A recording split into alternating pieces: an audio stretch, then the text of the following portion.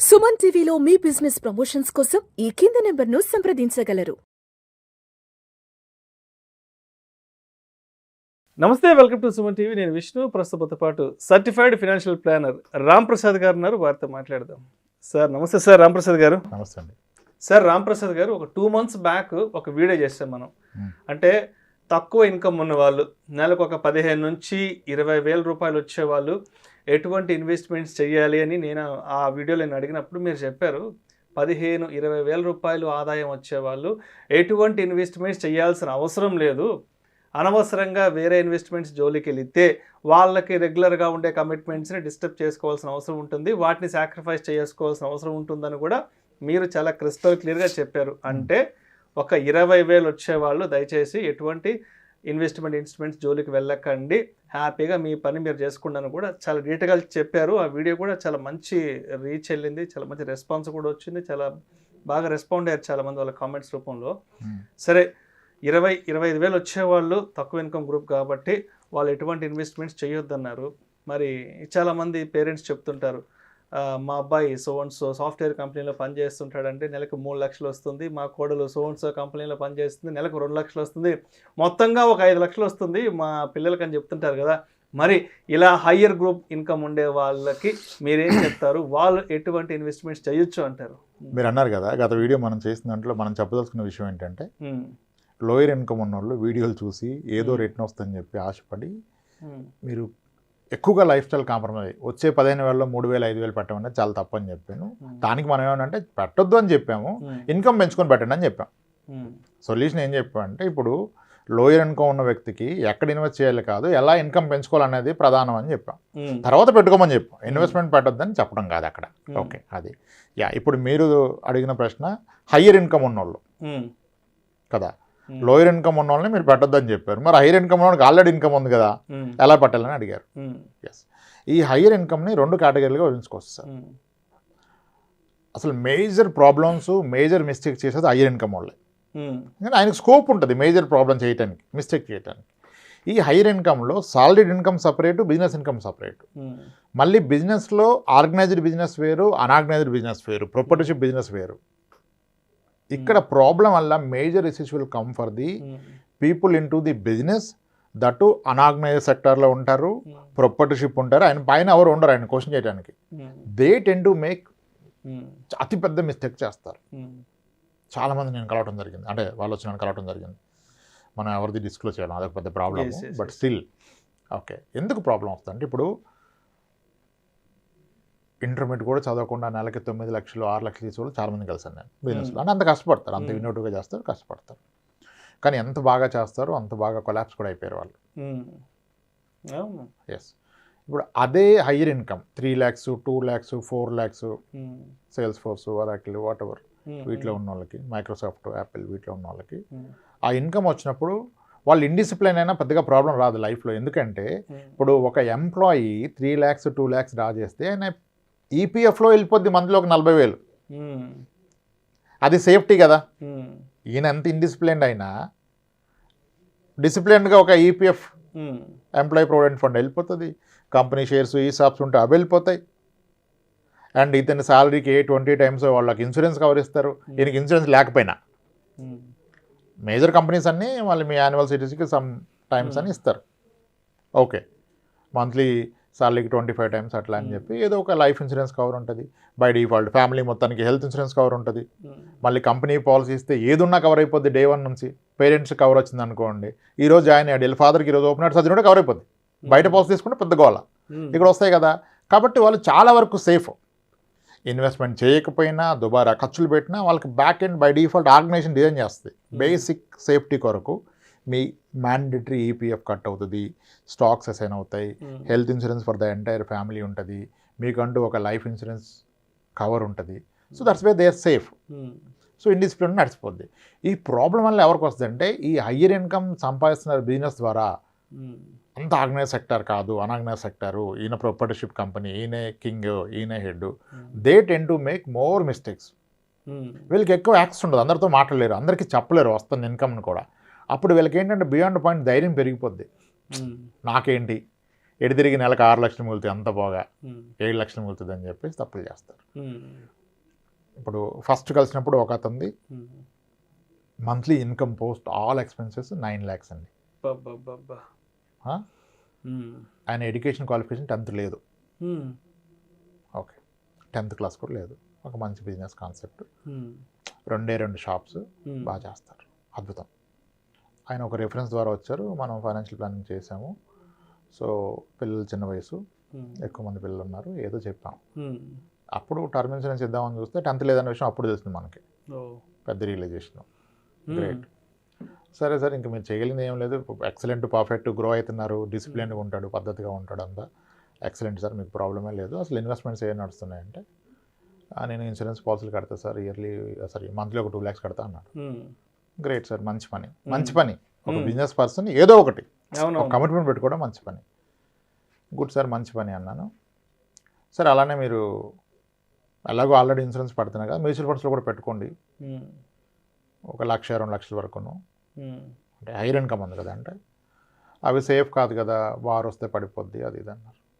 సరే మీరు కొంచెం బట్టి ఎక్స్పీరియన్స్ అవ్వండి, ఇప్పుడు ఆయన ఎడ్యుకేట్ చేయలేము మనం, ఎంత పెడతారో అంత పెట్టుకోండి, ఒక 3 years తర్వాత రివ్యూ చేసుకుని దాన్ని బట్టి మీకు వచ్చిన కాన్ఫిడెన్స్ బట్టి పెంచుకోండి అని చెప్తే, సరే అండి మనం ఒక 30,000 మొదలు పెడదామని 30,000 మొదలు పెట్టాడు. ఓకే, ఎప్పుడు ఇది ప్రీ కోవిడ్, లాంగ్ బ్యాక్. తర్వాత ఒక 4 years తర్వాత 4-5 years తర్వాత చాలా బాగా పెరిగిందండి. అసలు అప్పుడే పెడితే మనకి మీరు అన్నట్టు 2 లక్షలు పెడితే 6 రెట్లు పెరిగేది కదా, ఇదే మనకి ఇంత అయిపోయింది అని. అవునండి పెరుగుతుంది, మీరు అప్పుడేం లేదా. మరి ఇప్పుడు పెన్షన్ అంటే అస్సలు పరిస్థితి బాగాలేదు సార్, బాగా లాస్ అయిపోయింది బిజినెస్లో, నేను ఇది కాకుండా మ్యానుఫ్యాక్చరింగ్ సైడ్ వెళ్ళాను సార్, అక్కడ చాలా మనీ లాస్ అయిపోయాను. ఈరోజు చెక్ బౌన్స్ కేసుల్లో తిరుగుతున్నాను సార్. ఎక్కడి నుంచి ఎక్కడికి వచ్చారు సార్, ఎక్కడి నుంచి ఎక్కడికి వచ్చారు? నెలకి 2 లక్షలు 3 లక్షలు ఇన్సూరెన్స్ లో పెట్టే దగ్గర నుంచి దగ్గర సంవత్సరానికి 25 లక్షలు ఇన్సూరెన్స్ కట్టే పర్సన్. ఎస్, ఈరోజు చెక్ బౌన్స్ కేసులో తిరుగుతున్నాను సార్, ఈ మనీ నాకు కావాలి, నేను అది మర్చిపోయాను, ఈరోజు గుర్తొచ్చింది, తీసుకోవచ్చు అంట కదా అంటే తీసుకోవచ్చు. మరి ఎక్కడికి వచ్చాడు వ్యక్తి, ఎక్కడ ఇన్కమ్ అంటే హైయర్ ఇన్కమ్ వచ్చేవాళ్ళు they tend to make bigger mistakes. అంటే బిజినెస్ ఉన్న వాళ్ళకి ఒక ధైర్యం ఏంటంటే ఎక్కడ పెట్టిన తర్వాత కాదు, నా బిజినెస్లో ఎక్కువ వస్తుంది, నా బిజినెస్లో ఇంకా ఎలా చేద్దాం అని చెప్పి అగ్రెసివ్ స్టెప్ తీసుకుంటారు. ఒకటి తేడా కొడితే అయిపోతుంది. ఇంకొక ఆయన ఉన్నారు, ఆయనది కూడా 6 lakhs పైన ఉండేది, ఎడ్యుకేషన్ క్వాలిఫికేషన్ తక్కువ, ఇదంతా చేసి ఏదో వెంచర్ వేద్దామని పార్ట్నర్షిప్లో ఏదో కొన్నాడు, అది మిస్ఫైర్ అయిపోయింది, దాంట్లో ఏదో కాలం వచ్చింది, కన్వర్షన్కి పర్మిషన్ రాలా. రైతుల దగ్గర కొన్నాక రైతులు వెనక్కిస్తారా? మొత్తం జీవితకాలం కష్టపడ్డ 5 కోట్లు 5.5 కోట్లు బ్లాక్ అయిపోయింది, గాన్ కేస్. సో ఇది అబ్జర్వ్ చేశాను నేను. అనార్గనైజ్ సెక్టర్లో ఉన్నోళ్ళు గుడ్ సంపాదిస్తారు, ఎంతో కష్టపడతారు, కానీ అగ్రెసివ్ స్టెప్స్ తీసుకుంటారు, ఎవరు ఉండరు వాళ్ళకి హెల్ప్ చేయడానికి, వాల్యూట్ చేయడానికి. దట్స్ వేర్ దే ఒక్క రాంగ్ స్టెప్ వేస్తే వెళ్ళిపోతుంది మీరు 10 ఏళ్ళ సంపాదన. ఆ ధైర్యం, కాన్ఫిడెన్స్ అలా ఉంటుంది కదా, పైకి చూపించరు, బట్ ఆయనకి ఉంటుంది ఒక కాన్ఫిడెన్స్, వీళ్ళంతా ఎంత కష్టపడి 30,000 రాదు, 60,000 రాదు, 1,00,000 దానికే ఇంత అని చెప్పేసి వీళ్ళు ఎవరితో చెప్పలేరు అంత మనీ వస్తుందని, అటువంటి రాంగ్ స్టెప్ తీసుకుంటారు. అందుకే నేను ఏమంటానంటే హయ్యర్ ఇన్కమ్ పీపుల్ ఏ బిజినెస్లోనే సాలరీడ్ పీపుల్ గురించి పక్కన పెట్టేసేయండి, వాళ్ళకి అలాగే అవేర్నెస్ ఉంటుంది, 10 మందిలో ఉంటారు, డిస్కస్ చేస్తారు. ఇప్పుడు ఒక వ్యక్తి 2 లక్షల జీతం వస్తే ఆయన పక్కన 10 మంది ఉంటారు 2 లక్షల జీతం వచ్చేవాళ్ళు. అరే నువ్వేం చేస్తున్నావు, మీ వాడు ఇంటర్మీడియట్ తర్వాత ఎక్కడ ప్లాన్ ఏంటి, ఎంత అయిందిరా, అమ్మో ఎంత అవుతుందా అని వాడికి అన్నీ భయం వస్తుంది. వీడికి పక్కన ఎవడు ఉంటాడు కదా బిజినెస్ వాడికి, వీడి కింద పనిచేయడానికి 20-30 ఇస్తాడు, వీడికి వస్తుంది కదా, అక్కడ మిస్టేక్ అవుద్ది. అందుకే నేను ఏమంటే హైయర్ ఇన్కమ్ వాళ్ళు బిజినెస్లో ఉన్నోళ్ళు చాలా కాషియస్గా ఉండాలి, జాగ్రత్తగా ఉండాలి, అర్థం చేసుకోవాలి. డబ్బులు ఎప్పటికప్పుడు మీ ఇన్కమ్లో ఎంతో కొంత తీసి పక్కన పెట్టుకోవాలి, దేంట్లోనే ఇన్వెస్ట్ చేయండి. బట్ ఇన్వెస్ట్ ఒక ఎంప్లాయ్కి ఎలా ఈపీఎఫ్ కట్ అవుతుంది బేసిక్లో 12%, ఎంప్లాయ్కి ఎలా స్టాక్స్ వస్తున్నాయి, ఎంప్లాయ్కి ఎలా లైఫ్ ఇన్సూరెన్స్ ఉంది, ఎంప్లాయ్కి ఎలా హెల్త్ ఇన్సూరెన్స్ ఉంది. మీరు ఎంప్లాయ్ కాకపోయినా అలా మీకు మీరు క్రియేట్ చేసుకోవాలి. సమ్ పోర్షన్ మీ నెలవారీ వస్తున్న ప్రాఫిట్లో ఒక 30% అట్లీస్ట్ దేంట్లోనే ఇన్వెస్ట్ చేయండి. ఆర్డీ అయినా చేయండి మీ వైఫ్ పేరు మీద, మ్యూచువల్ ఫండ్ పెడితే ఉత్తమం, లేదు ఏదో ఒకటి, కానీ యూ టేక్అవుట్ సమ్ మనీ.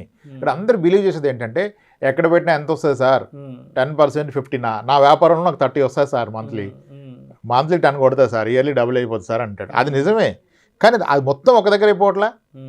దాన్ని నమ్ముకొని వాళ్ళు దాన్ని నమ్ముకుంటారు, అక్కడ ప్రాబ్లం చేస్తారు. నేను ఏమంటానంటే ఒక బావి తవ్వారు మీరు నీళ్ళ కోసం, బావిలో నీళ్లు పడ్డాయి, నీట్గా కట్టుకున్నారు, ఇంకా మీరు ఎంత నీళ్ళు దాంట్లో పోసినా బావి నిండుతుందా?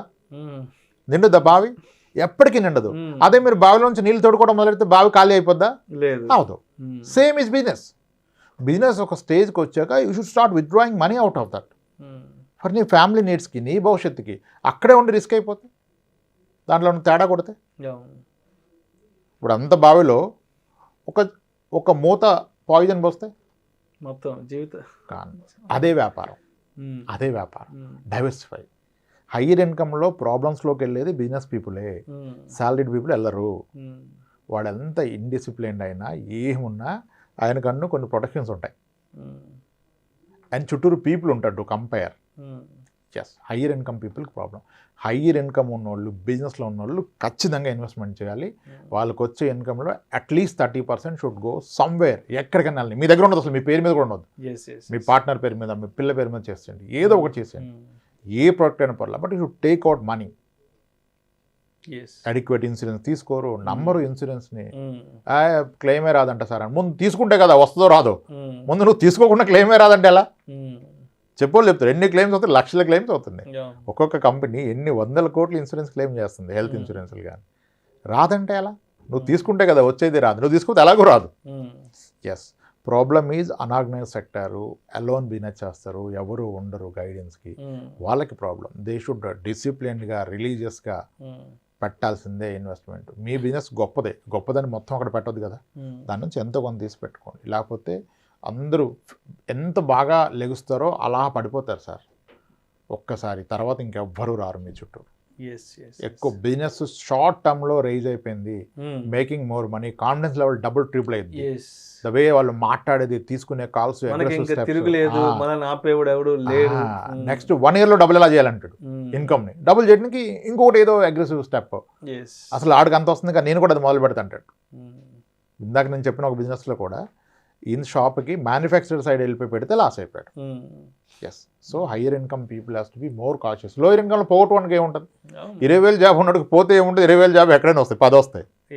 వచ్చిందే సరిపోతుంది. ఇక్కడ పోగొట్టుకోవడానికి ఏముండదు, ఏం లేదు, ఇంకా అమౌంట్ లేదు కదా. హయ్యర్ ఇన్కమ్ వాళ్ళు ఎంతైనా పోగొట్టుకోవచ్చు, మొత్తం జీవితం పోగొట్టుకుంటాడు. ఇంకా మళ్ళీ అది పాసిబుల్ కాదు ఒకసారి పోగొట్టుకుంటూ రావడం. చిన్నది ఉద్యోగం ఉన్నోడికి పోతే వస్తుంది ఉద్యోగం, ఎక్కువ ఇన్కమ్ ఉన్నోడికి పోతే ఎలా వస్తుంది? రాదు. కాబట్టి హయ్యర్ ఇన్కమ్ పీపుల్ చాలా జాగ్రత్త పడాలి వాళ్ళ డబ్బుతో. లోయర్ కూడా జాగ్రత్త పడకపోయినా పర్లా. Thank you so much Ramprasad గారు.